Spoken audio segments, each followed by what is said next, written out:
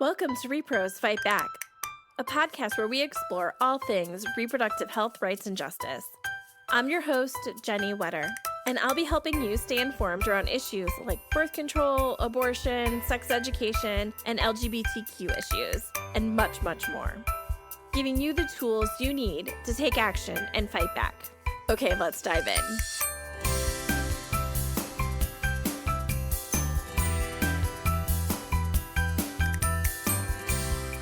Hi, rePROs. How's everybody doing? I'm your host, Jenny Wetter, and my pronouns are she, her. So first, I want to kick off this week's episode with a huge happy birthday, Rachel. Last week was Rachel's birthday, and she is my amazing behind-the-scenes partner in crime for the podcast and the rePROs Fight Back initiative. She does all of the things that make us look good, right? She does all of our social media. So everything you see there is her. And she does our website and our show notes and the transcripts. And she does all the things that make us look good. And we are a better podcast because of her. We're an amazing initiative because of her. I couldn't ask for a better partner in crime. And so, yeah, if you could all show the rePROs social a little love this week, that would be really great.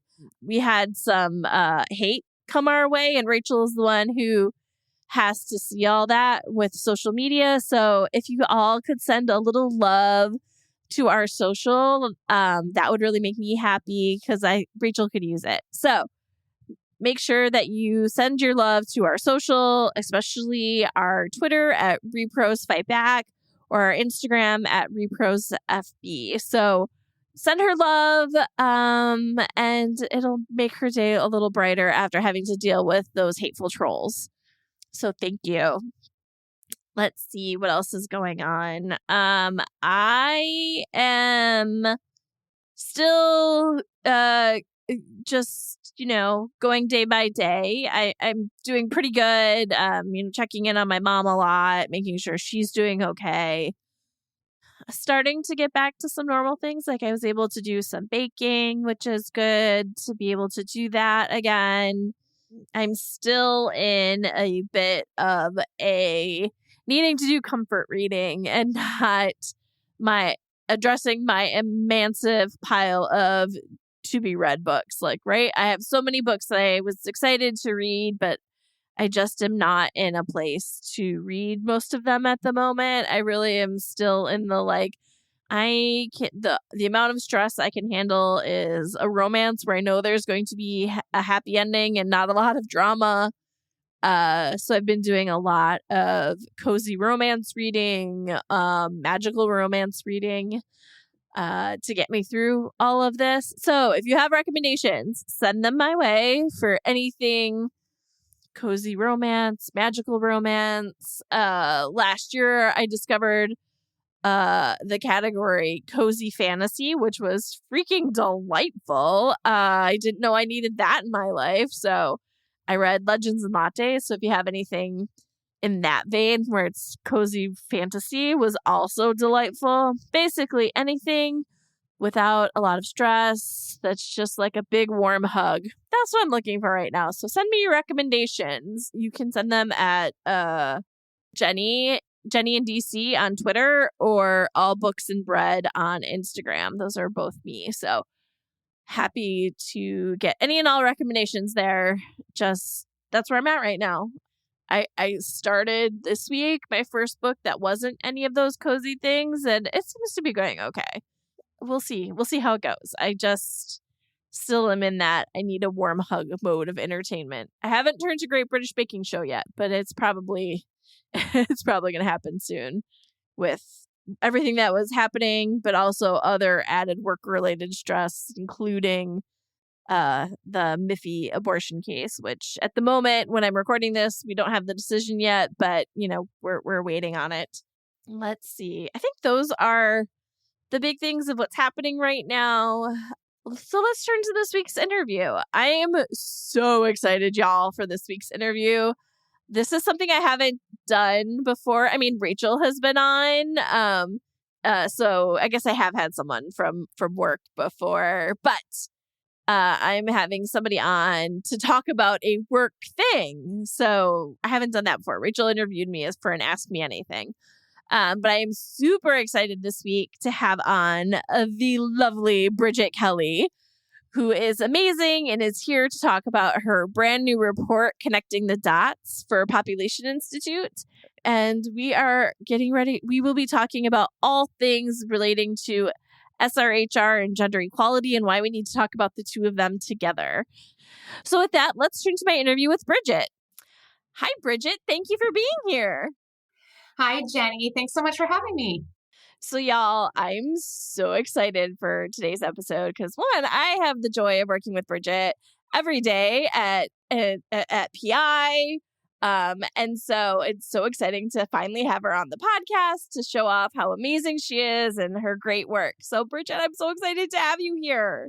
I am so thrilled to be here. And it's fun to see this from the other side, Jenny. It's fun to be on the other side of the microphone. Yeah. Okay.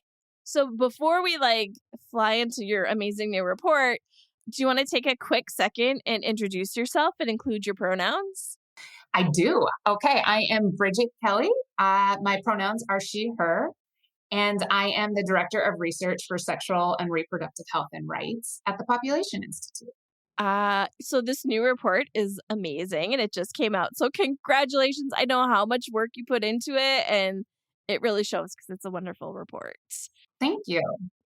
So it's connecting the dots. It's making the links between why we need to fund SRHR to achieve gender equality globally. So I guess maybe we'll start at the beginning and talk about what are we talking about when we talk about sexual reproductive health and rights. It's like a really big bucket, and I think people are maybe familiar with some parts of it. I mean, the podcast we aim to cover all of those issues, but I think it's good to have a refresher of what it all is in one place. So you want to tell us a little bit about that? Yeah, Jenny, I do really think it's a great place to start. When I think about the overall report, I'm always so eager to just kind of jump in on how sexual and reproductive health and rights are so important to global gender equality and advancing women's empowerment around the world. But you're right. I think we should probably take a step back and define what is all included under this really far-reaching umbrella of sexual and reproductive health and rights. So this is when we, the co-authors, took a look at the SRHR index. And it's a resource produced by our colleagues at Fòs Feminista. And within the report, we really highlight the index because it does a great job on detailing the comprehensive list of components, the core components that make up SRHR. And so what they have defined the SRHR package to include, there's 6 of them here, okay? So I'm just going to list off the 6. 1, comprehensive family planning and contraceptive services, and that includes emergency contraception. 2, maternal health. 3, prevention and treatment of infertility. 4, safe abortion and post-abortion care. 5, prevention, care, and treatment of STIs, HIV, and AIDS, as well as reproductive tract infections and reproductive cancers. And 6, the prevention and treatment of gender-based violence, including the elimination of harmful practices such as female genital mutilation or cutting and child early and forced marriage. Okay, so it's a lot, right? And it's a really comprehensive list. And I think one point I want to make about this comprehensive list, and I think, well, at least I hope that the report really hits this message home, is that when we talk about sexual and reproductive health and rights, we're talking about the entire package, the entire agenda. We at Population Institute and a lot of reproductive health advocates advocate that all of these components that I just listed off are included in order for all people to be able to achieve optimum health and well-being.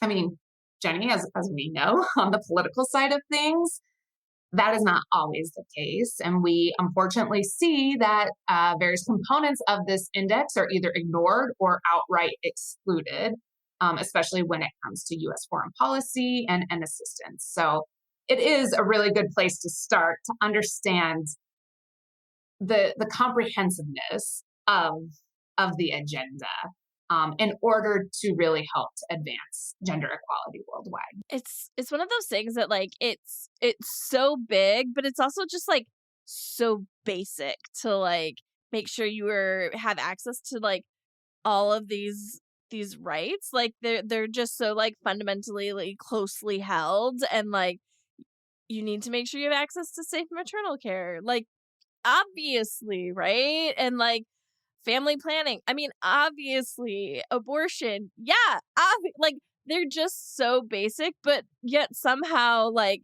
SRHR seems to be like controversial. Right. And I mean, that's a really important point, Jenny. I think what we are trying to show with this report is that we really need to shift that mindset of SRHR being this siloed and contentious public health issue and really understand it as foundational to advancing gender equality. So, these priority policies that I would say are fairly universal and agreed upon. Yeah, I think that's a great place to like turn to like the next part, which is, I think if you were to go like to the Hill or talk to people like, yeah, the empowerment of women and girls and gender equality is like pretty non-controversial, right? Like everybody will say they support that. And then all of a sudden you talk about SRHR and it's like, no, oh my God, this is terrible. Like we don't support that. But like they are intrinsically linked, aren't they? I mean, I feel like it's very straightforward. This connection to me is very straightforward. But like you said, it's often either overlooked or quickly ignored as a foundational element to gender equality. Yeah, so let's talk about it. Like, what does SRHR have to do with achieving gender equality? Yeah, and I mean, Jenny, I do think this is the exciting part of the report. I do really like connecting these dots. So as we sit here, right, it's wild to think that it's 2023 and I'm on a podcast with my dear friend Jenny talking about gender inequality. But I mean, it's the reality of today. We know that women's and girls and transgender, gender fluid, non-binary, or gender non-conforming individuals experience persistent gender inequality around the world today. And this gender inequality leaves many with fewer educational opportunities, lower income, less autonomy, and less political power compared to their male counterparts. And like, I feel like we're further away. Like there was just the Commission on the Status of Women, and at the opening, the UN Secretary General said we were 300 years away if we stay on the same track we're on for gender equality. Like, dude, what the fuck? It's really depressing when you hear that. It's really depressing. And look, there are a lot of people who are working tirelessly to advance gender equality. And what it boils down to is we need support, and we need the financial support, and we need the political will, the political investment into this. And money talks. Money definitely talks. Sorry, I totally interrupted your answer, but like it just made me think of the like that 300-year thing really threw me when I heard it. I was like, that can't be. No, that can't. Oh my God. I know, right? And so clearly that demonstrates that there's just this pressing need to continue strong commitment to advancing gender equality, plain and simple, right? But I mean, here's the good news, Jenny, is that global gender equality and empowerment are agreed upon goals worldwide, right? Like, so there's this collective agreement to support the Sustainable Development Goals. And goal number 5 of the SDGs, or of the Sustainable Development Goals, is achieving gender equality and empowerment for women and girls. And really the U.S. plays an extremely important role in advancing the SDGs or gender efforts around the world, because the U.S. is the largest funder and implementer of global health assistance worldwide. But unfortunately, and as we have kind of touched upon, U.S. policymakers really often fail to recognize that these gender objectives are directly impacted by the availability and the accessibility of comprehensive sexual and reproductive health services. So this is really where we want to hopefully shed some light on, is how SRHR is important to achieving that global gender equality priority. And, like when we talk about girls' education or women's economic and political empowerment, when we talk about women's participation in the labor force or the workforce, as well as peace and security efforts, it's really vital that we draw that line and make that connection and understand how foundational sexual and reproductive health is. So let me give you an example, okay? And hopefully this really highlights that deep connection. Research tells us that girls' education and SRHR have a mutually reinforcing relationship. And that means that early marriage and unintended pregnancies can both be a cause of and a reason as to why girls are out of school. Currently, there are 261 million adolescent girls ages 15 to 19 living in the global south. An estimated 32 million of these girls are sexually active and do not want to have a child in the next 2 years. Okay, great. Well, 14 million of these adolescent girls, for a variety of reasons, have an unmet need for modern contraception and then are at an elevated risk of unintended pregnancy. That's because barriers exist to accessing family planning services or reproductive health services.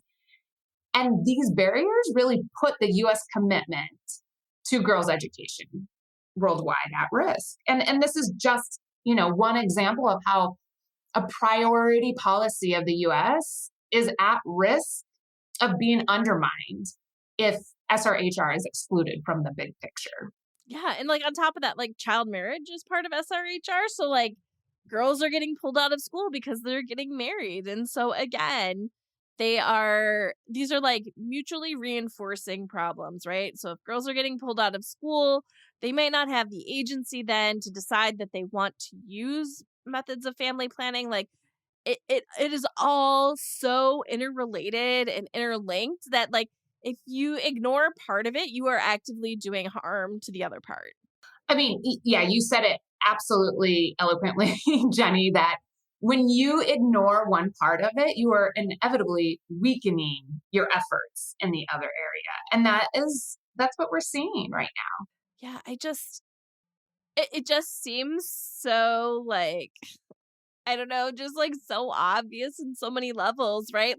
Okay, you want to make sure women are economically empowered and are part of the labor force, but if they can't decide when and how often or spacing to have children, you can't participate in the labor force. Or if you are dying because you can't get access to safe maternal health care, you are not participating in the labor force or raising your kids. And obviously these are all related. Sorry, I got a little fired up. Well, no, and I would like to bring up one of your favorite policies or initiatives that came out of the previous administration to improve gender equality through economic empowerment. And y'all can't see me, but I'm already she's turning red. But yeah, as you scroll through the policy, we can say that SRHR was ignored, but I would go further to say it was actively excluded from the initiative. So yeah, it's just setting yourself up for failure if you choose to ignore this really important aspect of gender equality. Oh man, I thought I was done having to think about Ivanka Trump, but she's just like this ghost that's coming back, huh?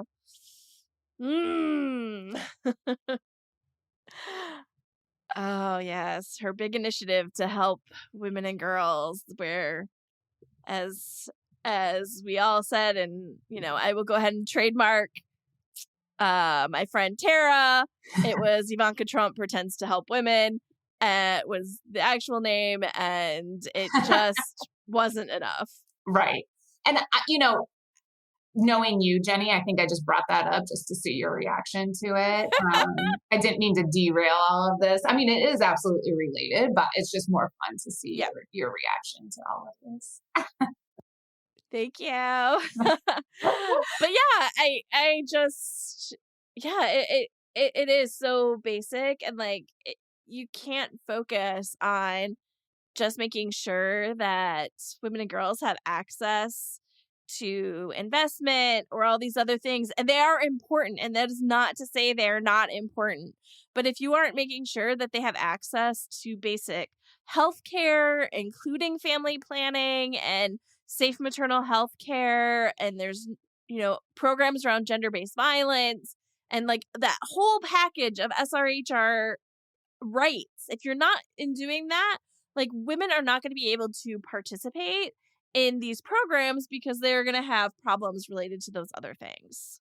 Right. And I really want to emphasize what you just said too, Jenny, because I think it is really important that this is highlighted.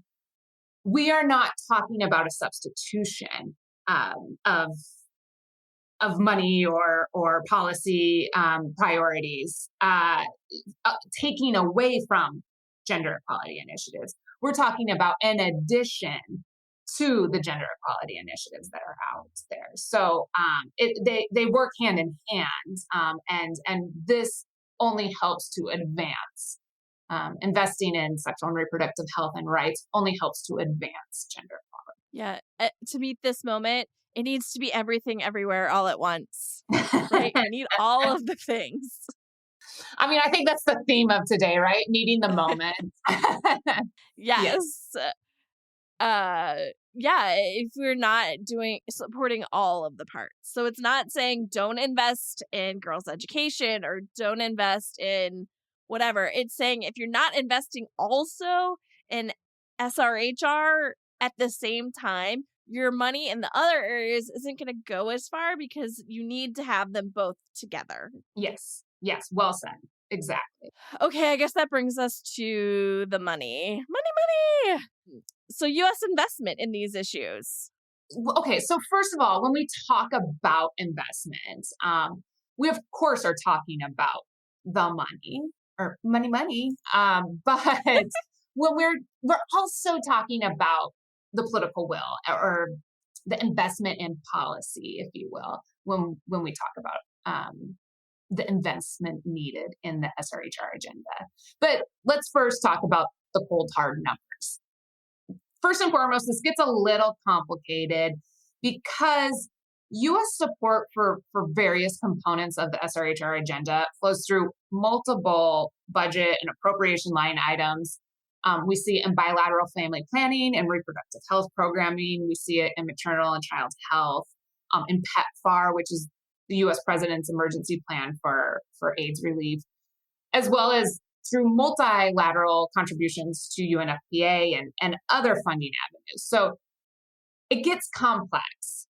And since a lot of the components of SRHR are interwoven into a lot of different development priorities funded by the U.S., it is extremely difficult to pinpoint the exact current expenditure on SRHR. But what we can do, we can examine the current funding levels for the family planning reproductive health programming. And that is one of the main funding streams for SRHR activities from the US. Okay, so getting to the point of what is financially needed at this point to really advance SRHR and to strengthen global gender equality is a commitment of about $1.74 billion to international family planning and reproductive health programming. And that number, the 1.7 billion, is what is calculated to be the U.S. fair share contribution, and that includes 116 million for UNFPA. And this kind of brings us to the release of the Biden administration budget request that came out this week. When this comes out, like about a week and a half ago, right, when people hear it, right? Yes. So, yeah, there was an increase of the flat funding of like about 608 million that we have seen for over a decade for family planning and reproductive health programming. It was increased roughly to 657.5 million. I mean, does that sound about right, Jenny, the numbers? Yes, I think we got the additional numbers released. So again, the budget, not all the pots of money are in the same place. So like it's complicated. So I think the final number we came up with for international family planning is 677 million which is an 11% increase, which is great. But like you talked about, the need is like 1.7 billion. I do think this is a notable point to make, is that other global health programs were either flat funded or cut.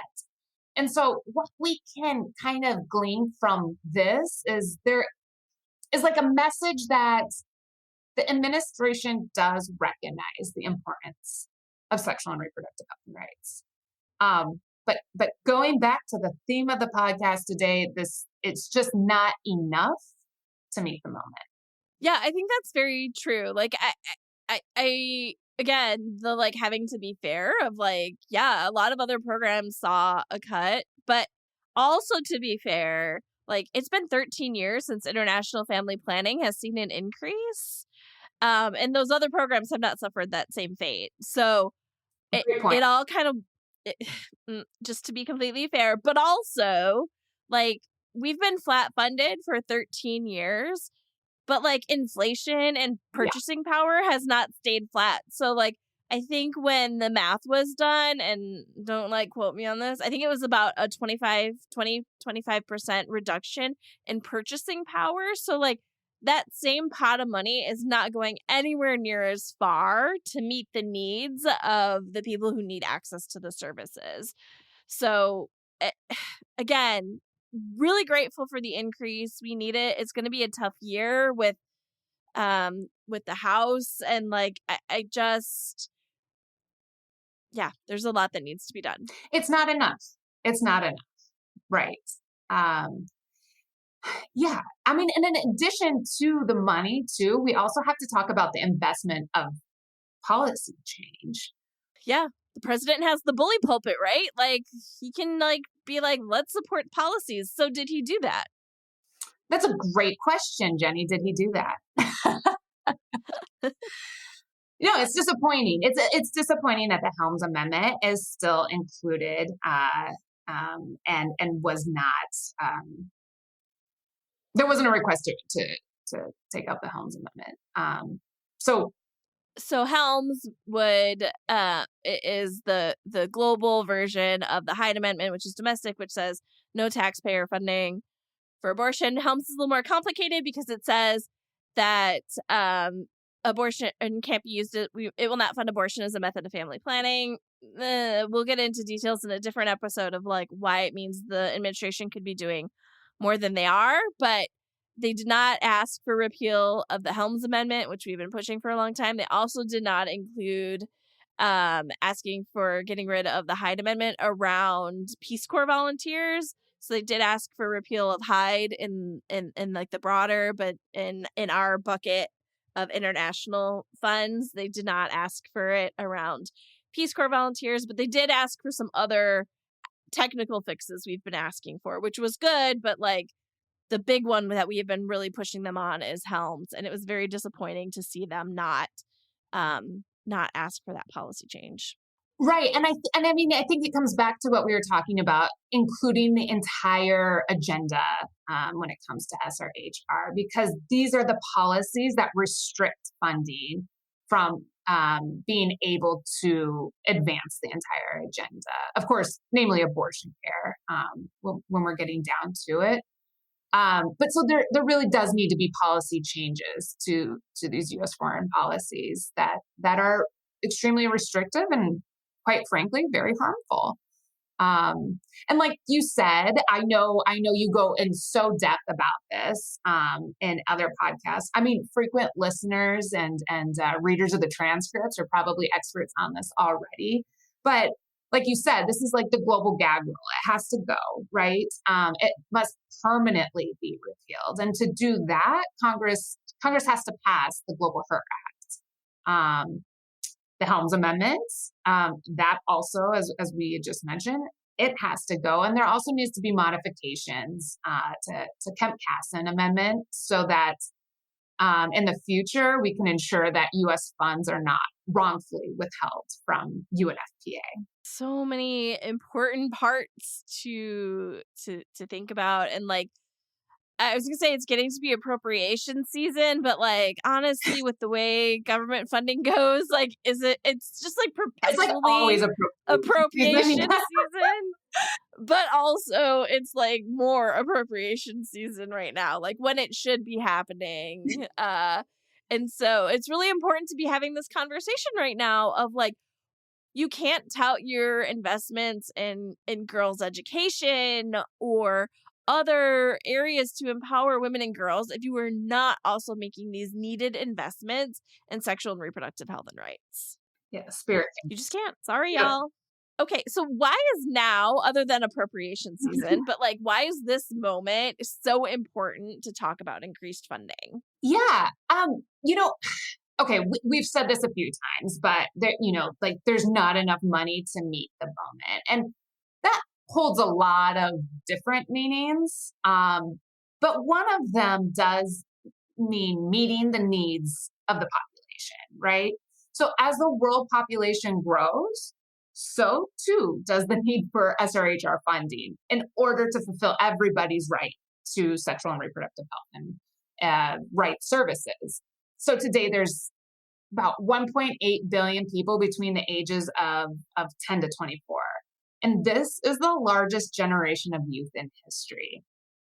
As close to 90% of this generation lives in the global south, like we said, flat funding, U.S. assistance for family planning is truly just undermining all of U.S. policy priorities as they're related to girls' education, women's economic empowerment, women's political participation. So we're not meeting the moment here. And these numbers, I really like to highlight them just so you can really understand how important it is to increase U.S. foreign assistance to the Fair Share ask in order to ensure that our efforts don't fail to keep pace with the needs of this generation, but also of the entire population. Yeah, there's more people with more needs. And like, we need to make sure that everybody has their sexual and reproductive health and rights needs met. And if we aren't funding it, it's not going to happen. Right. Yeah. Ugh. So much to think about. Like I just keep thinking back to that 300 years before we get gender equality. If we're on the same path that we are currently on, like the investments are needed to make those changes. We need investment, but we also need the political will. We need policies to change. We need hearts and minds to change. Yeah. Like there is so much that needs to happen. And again, I'll just go back to it. We need everything everywhere all at once to happen. Like it's all has to happen together to make this happen. Yeah, I mean, it can be overwhelming when we say that, right? Like it does get a little overwhelming when we hear that 300 years number, when we realize how much more money we need, how much more political will we need. It can be overwhelming. Okay, so let's like wrap it up with what I always love to focus on, which is like the tangible part. Like, what can the audience do? What can we do right now to support this? Yeah, I think there's a few things that we can do, right? So The audience members, so the listeners or the readers of the transcripts can always contact their Congress people and really hit home that message that there is a need to permanent repeal the global gag rule and to repeal the Helms Amendment. You can also reach out to your Congress people to urge them to support robust funding for sexual and reproductive health and rights. And you know what? This is going to come off a little self-promotional, so my apologies here, but really, truly take a look at the report. We've talked about like 3 or 4 big policy changes that are needed in order to see advancement in sexual and reproductive health and rights and to create a more enabling environment for people to access their reproductive health services. But there are more, and there are more related policies that you can familiarize yourself with and really bring attention to and advocate. Bridget, thank you so much. It was so much fun talking to you on the podcast. Oh, thank you so much, Jenny. And truly, it was a pleasure to be here talking with you today about the report. But I also really want to thank you for all your support and your work on getting this report out. For the audience members, Jenny was instrumental in the concept and the review of this thesis. And all of us, all of the co-authors really relied upon Jenny for her policy expertise. So truly. Okay, don't make me cry. Big thank you, Jenny. And I do also, if I may, I would also like to name the co-authors of this report. Yes, please, because they're all wonderful as well. Really, truly. Maniza Habib, Dina Smith Ramakrishnan, and Joe Spidell. Like I said, I am so happy to be the one able to talk to you today, Jenny, but none of this would have been possible at all without their amazing contributions. So truly a big thank you to all of you. Yes. Thank you all. You were wonderful. It was wonderful working with all of you to get the report together. But like, seriously, Bridget thanks me for like what I did, but I know how much work they all put into it, especially Bridget, to make this happen. It is a big report. It took so much work and blood, sweat, and tears. And it's an amazing product, and they did a fabulous job. So thank you. Thank you. Thank you so much. Okay, y'all. I hope you enjoyed my conversation with Bridget. I had so much fun talking to her. I have to say, like, my favorite thing about the podcast is when I get to talk to amazing people, but I get to show off how amazing and smart my friends are. And so today was really an exciting day to get to show off how smart and wonderful Bridget is to everybody. So I am glad she's shown so bright today. So thank you, Bridget. And if y'all have any questions or have a topic you would like us to cover, as always, you can shoot me an email at Jenny, JENNIE, at reprosfightback.com. Or you can reach out to us on social media, and that's rePROs Fight Back on Facebook and Twitter, and rePROs FB on Instagram. And don't forget to send Rachel love on there. Like I said, she got a lot of hateful trolls last week, so she could use some love this week. So if y'all could do that, that would be wonderful. Okay, with that, I will see y'all in 2 weeks. Bye!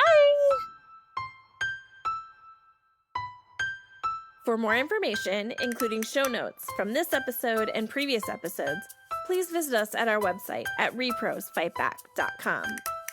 You can also find us on Facebook and Twitter at rePROs Fight Back and on Instagram at rePROs FB. If you like our show, please help others find it by sharing it with your friends, and please rate and review us on Apple Podcasts. Thanks for listening.